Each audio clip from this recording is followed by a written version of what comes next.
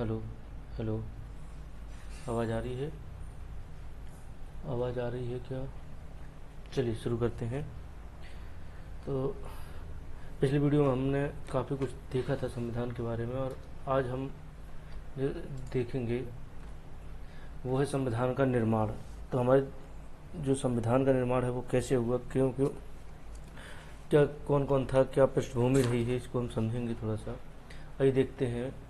सबसे पहले हम देखते हैं इसकी ऐतिहासिक पृष्ठभूमि क्या रही। हालांकि ये सारी चीज़ें हम पढ़ चुके हैं, एक बार हम इसको रिवीजन के तौर पर ही देख लें। तो 1934 में हमने पढ़ा था। 19 सबसे पहले एम एन रॉय ने संविधान सभा का विचार रखा। सबसे पहले 1934 में एम एन रॉय साहब ने एम एन रॉय ने संविधान सभा का विचार रखा, और 1935 में भारतीय राष्ट्रीय कांग्रेस ने आधिकारिक तौर पर संविधान सभा के गठन की मांग की। भारतीय राष्ट्रीय कांग्रेस ने संविधान सभा के गठन की मांग 1935 में ही कर दी थी। 1938 में जवाहरलाल नेहरू ने घोषणा की। 1938 में क्या किया, जिसने जवाहरलाल नेहरू जी ने क्या घोषणा की? उन्होंने घोषणा की कि स्वतंत्र भारत का संविधान बिना किसी बाहरी हस्तक्षेप के चुना जाएगा। देखिए, अभी तक क्या स्थिति हो रही थी कि कोई भी हमारे लोग, हमारे नेता तो रहते थे असेंबली में, लेकिन पूरे अधिकार, मोस्टली चीज़ें जो थी वो अंग्रेज़ों के ही पास थी। तो यहाँ पे ये बात सुनिश्चित की गई कि हमारा संविधान है और हम खुद ही लिखेंगे। और इसकी जो जवाहरलाल नेहरू जी ने घोषणा की थी कि हमारा संविधान किसी बाहरी हस्तक्षेप के बिना ही चुना जाएगा। अब दूसरा हुआ ब्रिटिश सरकार की मंजूरी। अगस्त प्रस्ताव 1940 में हमने अगस्त प्रस्ताव पढ़ा था। अंग्रेजों ने पहली बार भारत के लिए संविधान सभा की मांग को सैद्धांतिक रूप से स्वीकार किया। किसे सैद्धांतिक रूप से कब किया स्वीकार? अगस्त प्रस्ताव में। ये अगस्त प्रस्ताव को हम पहले पढ़ चुके हैं विस्तार से, अगर आपको याद आ रहा हो तो अगस्त प्रस्ताव को हमने भारी विस्तार से पढ़ा था। हमने और भी बाकी सारी चीज़ें, कैबिनेट मिशन भी पढ़ा था शायद। तो अगस्त प्रस्ताव हम पढ़ चुके। क्या था कि उस समय वायसराय जो हमारे थे, लिनलिथगो साहब जो थे वायसराय भारत के, और उन्होंने एक प्रस्ताव पेश किया था जिसको अगस्त प्रस्ताव कहते हैं। इसमें इन्होंने कई सारी बातें बोली थी, जिसमें युद्ध सलाहकार परिषद का गठन होगा, गवर्नर जनरल की जो कार्यकारिणी है उसमें अधिक संख्या में भारतीय शामिल होंगे। ये जो कुछ चीज़ें थी, इसको अगस्त प्रस्ताव, ये चूँकि अगस्त में आया था इसलिए इसको अगस्त प्रस्ताव बोला जाता है। अब आता है कैबिनेट मिशन 1946। ये भी हमने पढ़ा था। कैबिनेट मिशन 1946 क्या है, इसको समझते हैं। इसी योजना के आधार पर भारतीय संविधान सभा का गठन किया गया। कैबिनेट मिशन 1946 आया। इसमें क्या था देखते हैं आगे। चलिए पहले कैबिनेट मिशन को थोड़ा सा समझते हैं। जो ब्रिटेन के प्रधानमंत्री थे सर क्लीमेंट एटली सर जो थे, इनकी पार्टी लेबर पार्टी हुआ करती थी, और 22 जून 1946 को एक उच्च स्तरीय कैबिनेट मिशन भारत भेजा गया।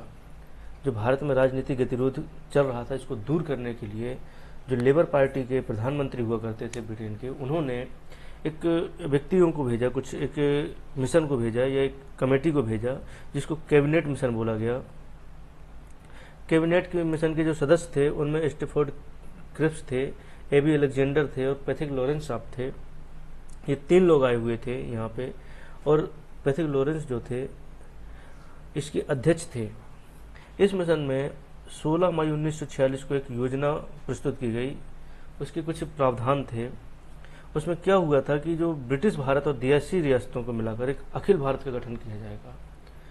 कैबिनेट मिशन में क्या बोला गया था कि विदेशी जो देसी रियासतें हैं और जो ब्रिटिश भारत है, इसको मिलाकर एक अखिल भारत का निर्माण किया जाएगा, जिसमें विदेश, रक्षा और संचार जो हैं वो संघ के अधीन होंगे। इसके लिए धन एकत्र करने का अधिकार संघ का होगा।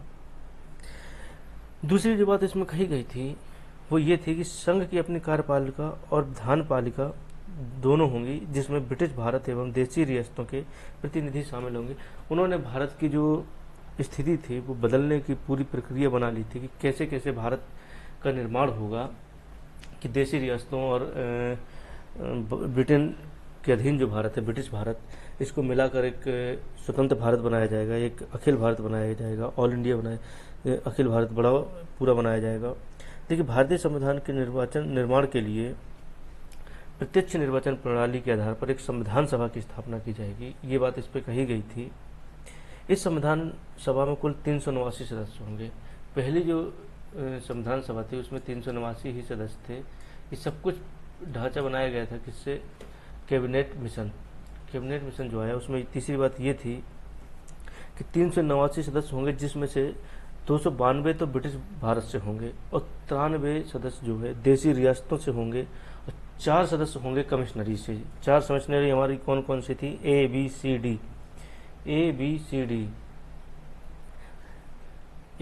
डी कौन कौन सी कमिश्नरी थी? 4 ABCD कमिश्नरी थी। अब इसको 4 ABCD जो है उनको आपको बताना है कि कौन कौन सी थी 4 कमिश्नरी, और उनमें से जो सदस्य आए थे वो कौन कौन थे। ABCD कहाँ कहाँ थे ये भारत में, आज कितने हैं उनमें से? तो जो ये कैबिनेट मिशन में ये लिखा गया था कि 4 कमिश्नरी से होंगे, 389 में से 292 ब्रिटिश भारत से होंगे, 93 जो होंगे वो देसी रियासतों से होंगे और 4 होंगे कमिश्नरी से। उसमें एक चीज़ और बोली गई थी कैबिनेट मिशन में कि 10 लाख, कितने? 10 लाख की पब्लिक पे एक व्यक्ति संविधान सभा का एक सदस्य होगा। 10 लाख में एक विधायक, एक सांसद चुना जाएगा, और उस समय जनसंख्या के आधार पर ही थी। इसमें SC ST को भी सीटें दी गई थी।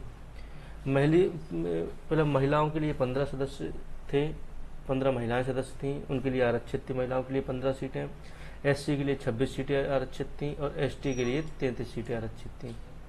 33 किसकी थी? ST। और SC के लिए कितनी थी? SC के लिए 26 थी। SC के लिए 26 सीटें थीं, और इसी के आधार पर हमारा जो संविधान का वो होगा, अंतरिम सरकार बनेगी, वो बनेगी। चलिए, संविधान सभा का गठन कब हुआ इसका देखते। पहली बैठक जो हुई है 9 दिसंबर 1946 को हुई, और इसके अस्थायी अध्यक्ष डॉक्टर सच्चिदानंद सिन्हा चुने गए थे। संविधान सभा के पहले अध्यक्ष कौन थे? डॉक्टर सच्चिदानंद सिन्हा थे। इसके बाद ये सच्चिदानंद सिन्हा के बाद जो स्थायी अध्यक्ष थे, ये अस्थायी अध्यक्ष थे।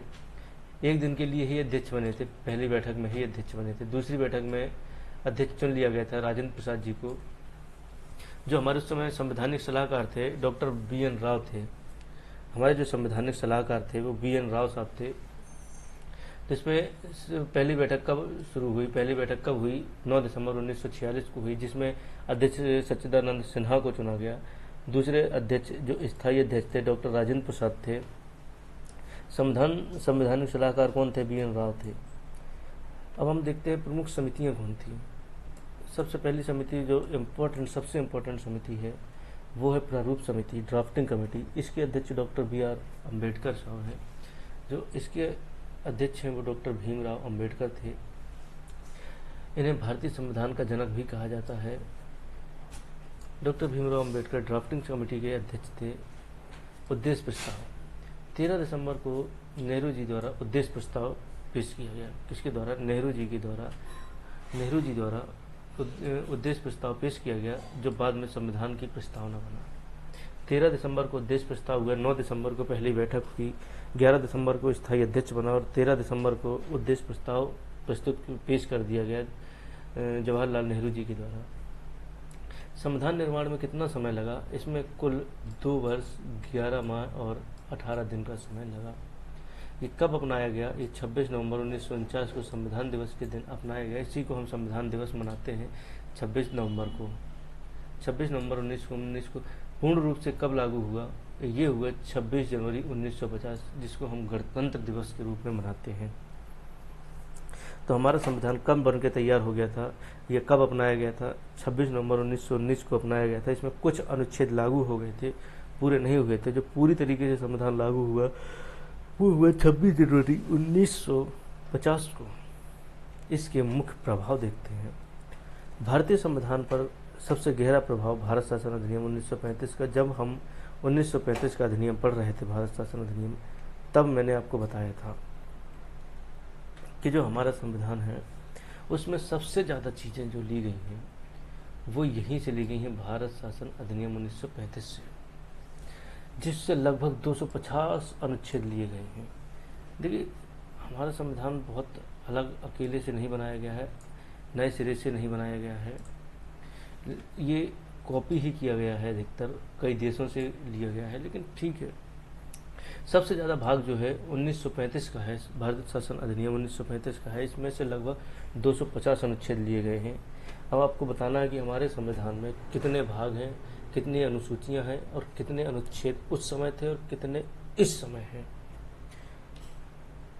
तो हम इसके 3 वाचन देखते हैं, 3 रीडिंग्स देखते हैं संविधान की, संविधान सभा की। 3 वाचन का मतलब समझ में आता है आपको? वाचन कुछ नहीं होता, संविधान जो बनाया गया था उसको पढ़ना, कि भाई पढ़ के सबको सुनाया गया, इसमें जो कमियां होंगी वो सुधार करेंगे, यही वाचन है। बाँचोगा वो पढ़ के, और कुछ होना है। बुंदेलखंड में बोलो जाती किताब बाँच दियो, कथा बाँच दियो पंडित जी। तो हमारे यहाँ कथा बाँची जाती है, कथा पढ़ी जाती है, उसको बाँचना बोलता है, वही वाचन है, रीडिंग है। तो इसकी जो फर्स्ट रीडिंग हुई थी, प्रथम बाँची, पहली बार कब बाँचा गया था संविधान? तो इसमें 4 नवंबर 1948 से 9 नवंबर 1948 तक प्रथम वाचन जो हुआ था, जो फर्स्ट रीडिंग हुई थी 4 नवंबर 1948 से लेकर 9 नवंबर 1948 तक, कुल 5 दिन की रीडिंग थी। इसमें क्या किया गया था? इसमें प्रारूप को पहली बार पेश किया गया और इस पर सामान्य चर्चा हुई। प्रारूप को जो पहली बार पेश किया गया और इसमें बहुत नॉर्मल सी चर्चा हुई। 5 दिन में क्या ही चर्चा हो जाएगी। जो सेकेंड रीडिंग हुई थी, यही सबसे इम्पोर्टेंट थी और यही सबसे बड़ी थी। ये देखिए 15 नवंबर, 9 नवंबर के बाद 6 दिन का विश्राम किया। 15 नवंबर 1948 से 17 अक्टूबर 1949 तक, ये लगभग 1 साल तक चला। यह सबसे लंबा और महत्वपूर्ण चरण था। इसमें खंडवार विचार किया गया और लगभग 7,635 संशोधन पेश किए गए। जो संविधान बन के तैयार हुआ था उसमें पहली बार में ही, ये पहले वाचन में ही 7,635 संशोधन किए गए, पेश किए गए। इसकी जो थर्ड रीडिंग हुई थी वो 14 नवंबर 1949 से 26 नवंबर 1949 तक हुई थी और 26 नवंबर 1949 को ही ये लागू हो गया था। डॉक्टर अंबेडकर ने the constitution as settled by the assembly by passed प्रस्ताव पेश किया। संविधान को अंतिम रूप देकर पारित किया गया। जब ये थर्ड रीडिंग हो गई तब अंबेडकर साहब ने, डॉक्टर भीमराव अंबेडकर ने the constitution as settled by the assembly by passed की, असेंबली ने पास कर दिया, ये प्रस्ताव पेश किया और संविधान को अंतिम रूप देकर पारित कर दिया गया। तो इसकी तीनों रीडिंग्स याद रखनी है। 4 नवंबर से 9 नवंबर सबसे छोटा समय था। दूसरा 15 नवंबर से 17 नवंबर तक सबसे इम्पोर्टेंट और सबसे लंबा कार्यकाल, ये सबसे लंबा चरण यही था और इसमें 7,635 संशोधन पेश किए गए। तीसरा जो वाचन हुआ है, थर्ड रीडिंग जो हुई है, 14 नवंबर से 26 नवंबर 1949 तक हुई है और इसमें संविधान पारित हो गया या संविधान पास हो गया और कुछ अनुच्छेद यहीं से लागू भी हो गए थे। संविधान सभा की कुछ समितियों को देखते हैं और उनके अध्यक्ष प्रारूप समिति के डॉक्टर भीमराव अंबेडकर, सबको पता है। संघ समिति नेहरू, जवाहरलाल नेहरू। देखिए जहाँ जहाँ संघ आएगा लगभग नेहरू जी रहेंगे। अगर कभी आपसे प्रश्न पूछ लिया जाए कि संघीय संविधान समिति या संघ समिति के अध्यक्ष कौन थे, तो इसमें बिना सोचे जवाहरलाल नेहरू का नाम आएगा। संघ के मालिक कौन थे? नेहरू जी।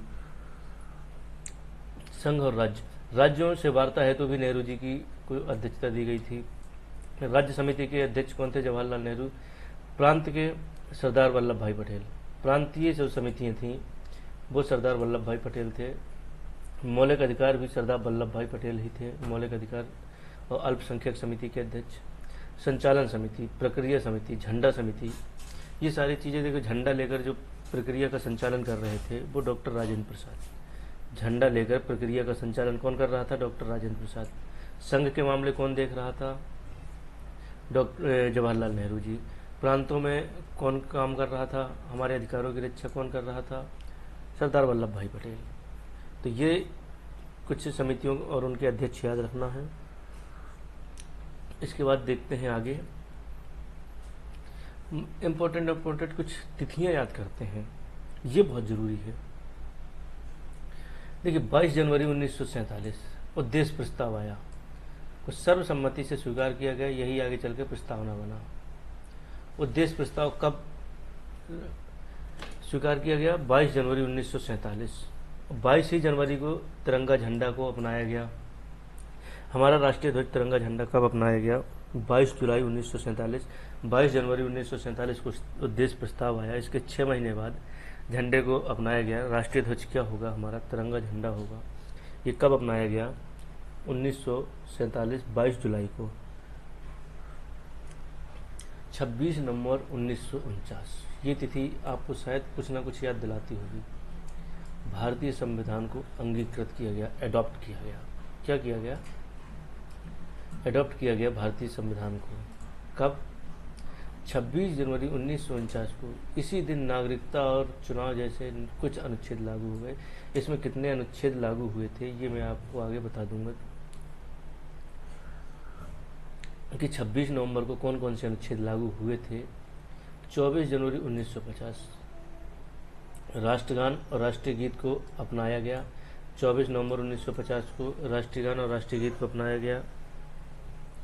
24 जनवरी 1950 को ही एक और चीज हुआ है, वो देखते हैं।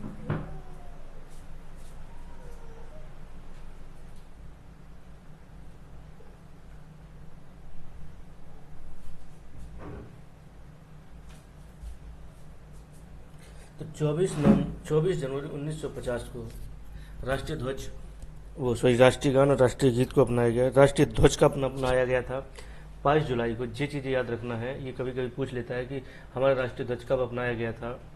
तो तिरंगा को राष्ट्रीय ध्वज कब अपनाया गया था? 22 जुलाई को। हमारा राष्ट्रीय गान और राष्ट्रीय गीत को कब अपनाया गया था? 24 जनवरी 1950 को। 24 जनवरी को ही डॉक्टर राजेंद्र प्रसाद को भारत का प्रथम राष्ट्रपति चुना गया। 26 जनवरी अशोक स्तंभ को अपनाया गया राष्ट्रीय प्रतीक के रूप में। और 26 जनवरी को ही हमारा पूरा संविधान लागू हुआ। जिस दिन संविधान लागू हुआ उसके 2 दिन पहले राष्ट्रीय गान और राष्ट्रीय गीत को अपना लिया गया। राष्ट्रीय प्रतीक को, अशोक स्तंभ को संविधान जिस दिन लागू हुआ उसी दिन अपनाया गया। राष्ट्रीय ध्वज को बहुत पहले अपना लिया गया था। संविधान सभा की जो अंतिम बैठक थी वो 24 जनवरी 1950 को हुई थी और इसी में राष्ट्रीय गान और राष्ट्रीय गीत को, जनगण मन को, वंदे मातरम को राष्ट्रीय गान और राष्ट्रीय गीत अपनाया गया। इसके बाद हाथी को संविधान सभा का प्रतीक था। हाथी की सील लगती थी जो भी वहाँ होते थे। संविधान को अपने हाथों से किसने लिखा? ये लिखा था प्रेम बिहारी नारायण रायजादा ने, नंदलाल बोस ने। इन्होंने संविधान के पन्नों को अपनी चित्रकारी से सजाया। जो संविधान की मूल प्रति है और उसमें जो चित्र बने हैं वो नंदलाल बोस ने अपने हाथों से बनाए थे। इन्हीं हाथों से इनने बनाया था वो मुजस्सिमा। जो मूल कॉपी में जो डिजाइन्स बनी है, जो चित्र बने हैं, वो नंदलाल बोस ने बनाया था अपने इन्हीं हाथों से, इन हाथों से बनाया था। जो उस पर हाथों से जो लिखा था, उस समय प्रिंटर विंटर नहीं थे तो हाथों से लिखा था प्रेम बिहारी नारायण रायजादा। इसमें बताना कितने पेन यूज हुए थे और प्रेम बिहारी नारायण रायजादा ने कितने पैसे लिए थे, अगर लिए थे तो, अगर नहीं लिए थे तो क्यों नहीं लिए थे, ये कमेंट में बताना। इसके बाद हम थोड़ा सा राष्ट्रीय ध्वज के बारे में समझ लेते हैं, तिरंगा के बारे में।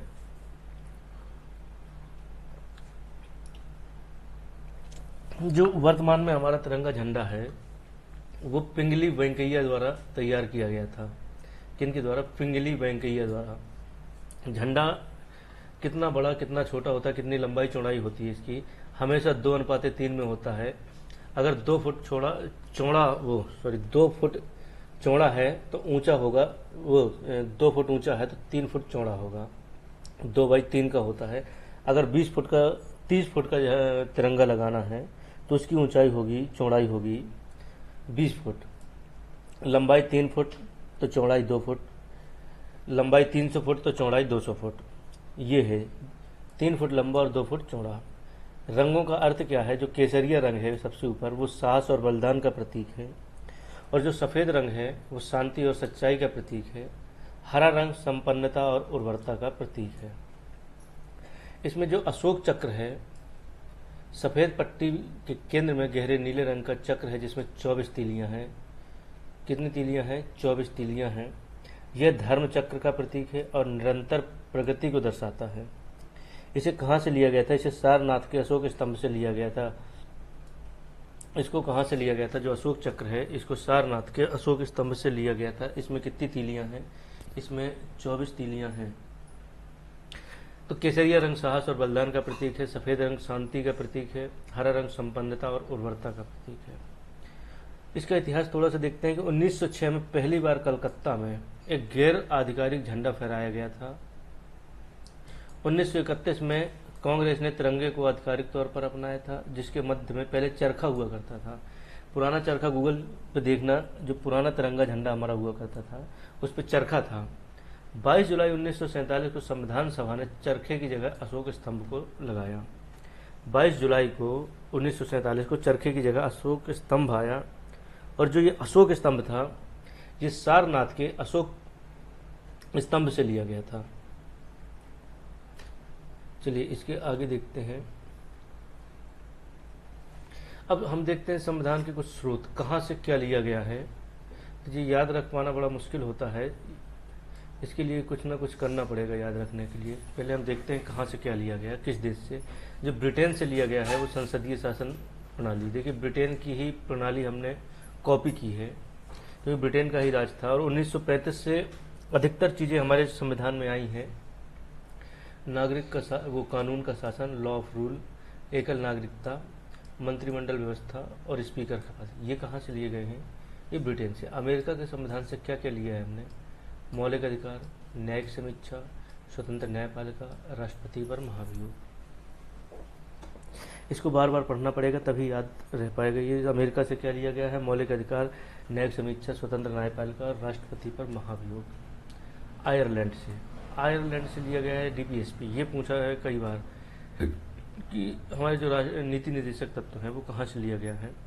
और राष्ट्रपति का निर्वाचन प्रक्रिया है वो कहाँ से लिया गया है? आयरलैंड से। कनाडा से क्या लिया है? संघीय व्यवस्था के साथ साथ शक्तिशाली केंद्र, अवशिष्ट शक्तियाँ केंद्र को। देखिए राज्य सूची, केंद्र सूची और समवर्ती सूची के अलावा जो भी चीज़ें हैं, जो भी शक्तियाँ हैं वो केंद्र के पास रहेंगी और केंद्र ज़्यादा मजबूत रहेगा संघीय व्यवस्था में। ये कनाडा से लिया है। ऑस्ट्रेलिया से क्या लिया है? समवर्ती सूची, व्यापार वाणिज्य की स्वतंत्रता, संयुक्त बैठक। रूस से लिया गया है मौलिक कर्तव्य, सामाजिक आर्थिक न्याय। फ्रांस से गणतंत्र, स्वतंत्रता, समान, समता, बंधुत्व, लिबर्टी, इक्वलिटी और फ्रेटर्निटी। ये कहाँ से लिया गया है? फ्रांस से। हमारा जर्मनी वाइमर संविधान से क्या लिया है? आपातकाल के समय मौलिक अधिकारों का निलंबन। जर्मनी से क्या लिया गया है? इमरजेंसी के समय मौलिक अधिकार नहीं रहेंगे। साउथ अफ्रीका से क्या लिया गया है? संविधान संशोधन की प्रक्रिया, कैसे संविधान संशोधन किया जाता है, ये लिया गया है दक्षिण अफ्रीका से। जापान से विधि द्वारा स्थापित प्रक्रिया। देखिए पूरी दुनिया से हमने कुछ ना कुछ लिया है। सोवियत संघ से पंचवर्षीय योजना, मौलिक कर्तव्य, तो यहाँ पे ले लिया मौलिक कर्तव्य, सामाजिक आर्थिक न्याय वही है। पंचवर्षीय योजना वहाँ लिख नहीं पाए थे, यहाँ। और 1935 से क्या लिया है? संघीय ढांचा, राज्यपाल पद, आपातकाल प्रावधान, लोक सेवा आयोग। अधिकतर चीज़ें 250 के लगभग जो अनुच्छेद हैं वो भारतीय शासन अधिनियम 1935 से लिए गए हैं। अब इसको हमें कैसे याद करना है, ये बड़ा क्रिटिकल है, बड़ी समस्या है। तो इसके लिए देखिए कहानी सुनाते हैं आपको। आइए शुरू करते हैं। देखिए ये एक मीटिंग चल रही है, इस पे हम देखेंगे।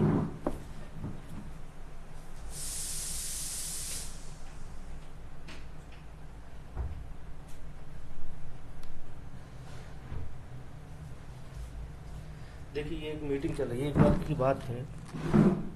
चलिए एक बार की बात है, मैं एक बात बताता हूँ। ये आपके समय की नहीं है, जब शायद आप लोग नहीं थे, ये हमारे समय की आज से 2-4-5 हज़ार साल पहले की बात है, जब हम लोग हुआ करते थे। तो एक बार सभी देश एक साथ बैठे, सभी जो देश थे वो एक साथ बैठे एक मीटिंग पे, इनकी लड़ाई हो रही थी। तो देखिए यहाँ पर ब्रिटेन ने क्या बोला, अरे भाई लोगों के मौलिक अधिकार सबसे ऊपर है, अगर कोई गड़बड़ हुई तो हमारा न्यायालय उसे देखेगा और राष्ट्रपति पर महाभियोग राष्ट्रपति पर महाभियोग किसने लगाया? अमेरिका से है। ये थोड़ा सा इसमें गलत है।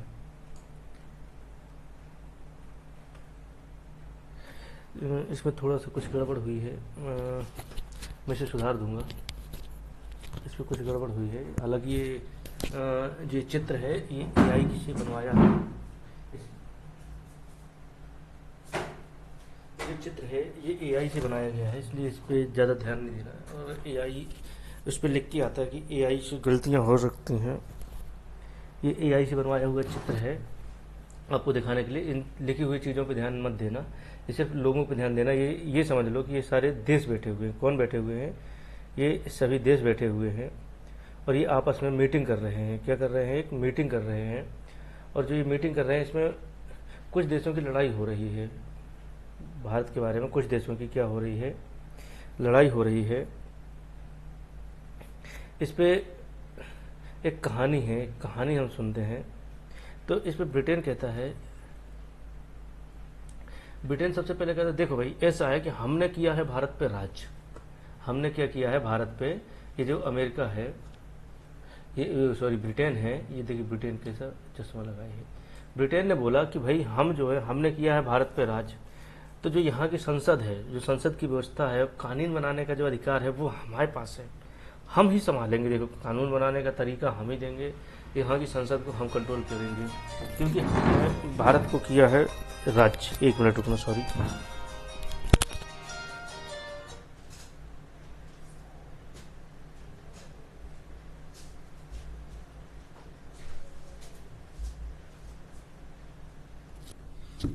चलिए शुरू करते हैं। ब्रिटेन ने क्या किया, क्या बोला ब्रिटेन ने? कि ब्रिटेन ने बोला कि भाई हमने भारत पे किया है लंबे समय तक राज, इसलिए यहाँ की संसद व्यवस्था और यहाँ पे जो कानून बनाने का तरीका है वो हम देखेंगे और ये हम ही डिसाइड करेंगे। यहाँ पे लोग एक जैसे ही रहें, एकल नागरिकता रहेगी, यहाँ की नागरिकता हम डिसाइड करेंगे और यहाँ पे हम एकल नागरिकता ही देंगे। आदमी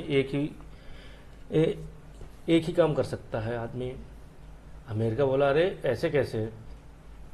बोले एक ही काम कैसे कर सकता है? बोले लोगों के कुछ मौलिक अधिकार भी तो है भाई। बोले हम इनको मौलिक अधिकार देते हैं, जिसका जो मन करे वो करो। बोले मौलिक अधिकार सबसे ऊपर है, आप कैसे किसी को कंट्रोल कर सकते हो भाई? हैं? बोले अगर कोई गड़बड़ हुई भाई देखो तो हमारा न्यायालय देखेगा। फिर अमेरिका क्या कहता है? अगर कोई गड़बड़ हुई तो हमारा न्यायालय देखेगा और अगर तुमने गड़बड़ की ब्रिटेन, तो हम तुम पर लगा देंगे महाभियोग। अमेरिका क्या बोलता है कि अगर कुछ गड़बड़ की तुमने तो हम तुम पे क्या लगा देंगे? महाभियोग। इसके बाद बगल में बैठे थे आयरलैंड। भाई साहब देखो आयरलैंड मुस्कुरा रहे हैं। बोले तुम लोग सिर्फ जनता की तो बात कर रहे हो, लेकिन राज्य के भी तो कुछ कर्तव्य हैं भाई। तुम लोग जनता की बात कर रहे हो लेकिन राज्य के भी कुछ कर्तव्य हैं, इसलिए मैं राज्य के नीति निर्देशक तत्व हमसे ले लो। बोले हमसे क्या ले लो? बोले राज्य के नीति निर्देशक तत्व ले लो। ये सभी भारत के बारे में बात कर रहे थे यहाँ पे इस टेबल पे बैठ के।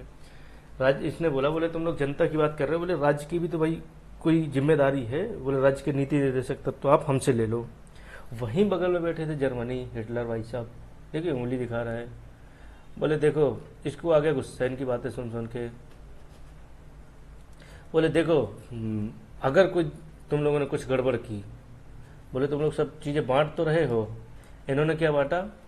इन्होंने क्या बांटा? संसदीय व्यवस्था। बोले हमने राज किया तो हम संसद हम संभालेंगे और कानून बनाने का तरीका भी हम ही देखेंगे। ये कहानी में लिख के दे दूंगा आपको। तो इन्होंने संसदीय शासन व्यवस्था, कानून बनाने का तरीका जो है, नागरिकता, एकल नागरिकता ब्रिटेन से ली गई है। इन्होंने क्या बोला कि हम मौलिक अधिकार देंगे।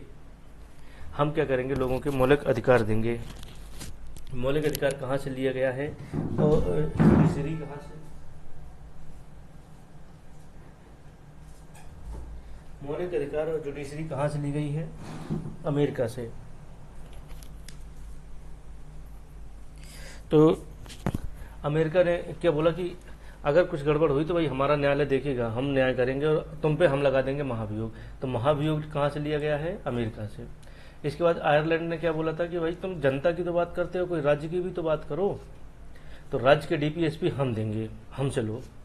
जर्मनी को गुस्सा आया, बोले तुम लोग ये सब बांट तो रहे हो, अगर कुछ गड़बड़ हुई, अगर इस देश में ये जो यहाँ गोल गोल बना हुआ है भारत, ये सब भारत के लिए ही बोल रहे थे। बोले अगर कोई गड़बड़ हुई तो मैं लगा दूंगा आपातकाल, मैं इमरजेंसी लगा दूंगा और सबकी शक्तियां छीन लूंगा। बोले कोई अधिकार नहीं, सब खत्म। जर्मनी बोला। तो महाभियोग आपातकाल कहाँ से लिया गया है? जर्मनी से। इसके बाद बैठे थे कनाडा। बोले अच्छा मैं बहुत देर से देख रहा हूँ तुम्हें। बोले तुम लोग को पता नहीं मैं बहुत बड़ा देश हूँ, और बोले सबसे बड़ा देश जो है मैं हूँ दुनिया का, इसलिए सबसे शक्तिशाली भी मैं हूँ। तो जो संघ की शक्तियाँ मेरे पास रहेंगी, बोले संघ की शक्तियाँ, मैं शक्तिशाली हूँ इसलिए संघ की शक्तियाँ मेरे पास रहेंगी, और संघीय व्यवस्था रहेगी, संघीय व्यवस्था मैं दूंगा, और मेरे पास सबसे ज़्यादा शक्तियाँ रहेंगी क्योंकि मैं सबसे बड़ा देश हूँ। तो संघीय व्यवस्था और केंद्र के पास ज़्यादा शक्तियाँ हैं। ये कहाँ से लिया गया है? कनाडा से। इसके बाद ऑस्ट्रेलिया आया। बोले यार मैं तो हूँ दूर, देखो मैं पास में तो हूँ नहीं, मैं काफ़ी दूर हूँ भारत से। बोले लेकिन यार हमें सब मिलजुल कर काम करना चाहिए, हमें व्यापार पे ध्यान देना चाहिए। ऑस्ट्रेलिया क्या बोला कि हमें व्यापार पे ध्यान देना चाहिए, व्यापार और वाणिज्य तो हम मिलकर ही करना पड़ेगा। बोले सबको जब समवर्ती रहेंगे, सब बराबर रहेंगे तो बढ़िया व्यापार होगा। तो ऑस्ट्रेलिया से व्यापार समवर्ती सूची देखो। बोले और जब भी कोई गड़बड़ हो तो हम साथ में बैठकर हम बातचीत करेंगे, ये ऑस्ट्रेलिया ने बोला। बोले हम साथ में बैठकर भी तो बातचीत कर सकते हैं। तो समवर्ती सूची, संयुक्त बैठक और व्यापार वाणिज्य कहाँ से लिया गया है? ऑस्ट्रेलिया से। इसके बाद आता है दक्षिण अफ्रीका। ये दक्षिण अफ्रीका देखो, काले से काला, ये जो काला है ये दक्षिण अफ्रीका वाला है। साउथ अफ्रीका का झंडा भी दिख रहा है। तो साउथ अफ्रीका ने कहा कि बोले तुम लोगों ने सब कुछ डिसाइड तो कर लिया, अगर कुछ बदलना हुआ तो फिर मेरे पास आना, मैं सब कुछ बदल दूंगा। इसने क्या बोला कि अगर तुम लोगों ने जो डिसाइड किया है, अगर बदलना हुआ तो क्या करोगे? बोले अगर बदलना हुआ तो मैं हूँ, तुम लोग मेरे पास आना और मैं सब कुछ बदल दूंगा। तो जो संविधान संशोधन की प्रक्रिया है वो कहाँ से ली गई है? वो ली गई है साउथ अफ्रीका से। इसके बाद आता है फ्रांस, रूस, ये भी बैठे थे, जापान भी बैठा था। इसके बाद रूस आया। रूस ने क्या कहा? देखो भारत मेरा बहुत अच्छा दोस्त है, और बोले जो सच्चे दोस्त होते हैं वो सिर्फ अधिकार नहीं मांगते, वो फर्ज भी निभाते हैं, कर्तव्य भी निभाते हैं। इसलिए हमारा भारत के प्रति कर्तव्य है कि हम भारत में सामाजिक, आर्थिक और राजनीतिक न्याय देंगे। इसने बोला कि भारत हमारा बहुत अच्छा दोस्त है, और हम सिर्फ जो दोस्त होते हैं वो सिर्फ अधिकार नहीं मांगते, हम अपना फर्ज भी निभाते हैं, देखिए कर्तव्य भी निभाते हैं। इसलिए देश के प्रति नागरिकों में मौलिक कर्तव्य, बोले हमारा भी कोई कर्तव्य है। बोले हमारा कर्तव्य है सामाजिक, आर्थिक और राजनीतिक न्याय, ये हमारा कर्तव्य है। इसके बाद फ्रांस की बारी आई। फ्रांस अपनी स्टाइल में कहता है कि बोले हमारे यहाँ तो क्रांति ही बदलाव के लिए हुई है। बोले हमारे यहाँ तो क्रांति ही बदलाव के लिए हुई है, इसलिए दुनिया को राजाओं से मुक्ति दिलाने का गणतंत्र। बोले अब राजा वगैरह नहीं रहेंगे, बोले राजा खत्म करेंगे। बोले हमारे यहाँ क्रांति से ही सब कुछ हुआ है, क्रांति, इसलिए हम गणतंत्र और क्रांति का नारा देते हैं, स्वतंत्रता, समानता और बंधुत्व। तो गणतंत्रात्मक चीज़ें कहाँ से ली गई हैं? ये ली गई हैं फ्रांस से।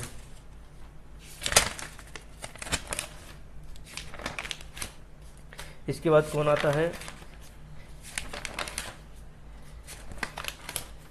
इसके बाद आते हैं भाई साहब जापान बचे हैं। अभी जापान बहुत ही अनुशासित था, बड़ा अनुशासित तरीके से जापान ने बोला। बोले भाई देखो ऐसा है, हमारे यहाँ सब कुछ कानून के दायरे में होता है, इसलिए विधि बनाने की प्रक्रिया है, विधि द्वारा स्थापित प्रक्रिया वो हम लेंगे। बोले हम रहते हैं बहुत डिसिप्लिन में, तो डिसिप्लिन हम देंगे। तो विधि द्वारा स्थापित प्रक्रिया कहाँ से ली गई है? जापान से। अब यहाँ पे लगभग आप लोगों को बहुत सारी चीज़ें समझ में आएंगी। विधि द्वारा स्थापित प्रक्रिया जापान से ली गई है। देखो दक्षिण अफ्रीका ने क्या कहा था कि भाई अगर कुछ बदलाव की ज़रूरत है, तुम लोग सब डिसाइड तो कर रहे हो, अगर कुछ बदलना हुआ तो मेरे पास आना। जर्मनी क्या था? देखो जर्मनी में हिटलर का राज था। बोले तुम लोगों ने ज़्यादा अगर गड़बड़ की तो मैं लगा दूंगा आपातकाल। और सब कुछ, सारे अधिकार सब कुछ निलंबित कर दूंगा। तो मौलिक अधिकारों का निलंबन आपातकाल कहाँ से? जर्मनी से लिया गया है। रूस ने क्या कहा? बोले भारत हमारा अच्छा दोस्त है, इसलिए हमारा सिर्फ अधिकार नहीं मांगेंगे, हम कुछ अपने कर्तव्य, कुछ फर्ज भी निभाएंगे। तो उसने सामाजिक, आर्थिक न्याय और मौलिक कर्तव्य ये कहाँ से लिया गया है? रूस से। ऑस्ट्रेलिया देखने को क्या बोला था कि हम सब साथ में बैठकर मीटिंग करेंगे, बड़ी बढ़िया तरीके से व्यापार करते हैं ना, सब समान है, सब समवर्ती है। तो समवर्ती सूची और व्यापार वाणिज्य ऑस्ट्रेलिया से। कनाडा से, कनाडा ने बोला मैं सबसे बड़ा देश हूँ, इसलिए सबसे ज़्यादा शक्तियाँ मेरे पास रहेंगी। तो कनाडा से केंद्रीय शक्ति, अवशिष्ट शक्ति और संघीय व्यवस्था कहाँ से ली गई? कनाडा। आयरलैंड ने बोला कि यार तुम सिर्फ जनता की बात करते हो, राज्य की बात कौन करेगा? तो राज्य का नीति निर्देशक तत्व अमेरिका से लिए हैं। अमेरिका क्या कह रहा था? अमेरिका के लिए मौलिक अधिकार, न्यायिक समीक्षा, स्वतंत्र न्यायपालिका, राष्ट्रपति पर महाभियोग। तो ये चीज़ें आई होप आपको समझ में आई होंगी। कहानी को एक दो बार सुनना, बढ़िया लगेगा, आपको याद हो जाएगी। कहानी को एक दो बार बनाना, अपने चित्र बनाना कॉपी में, और उसमें इस कहानी को लिखना।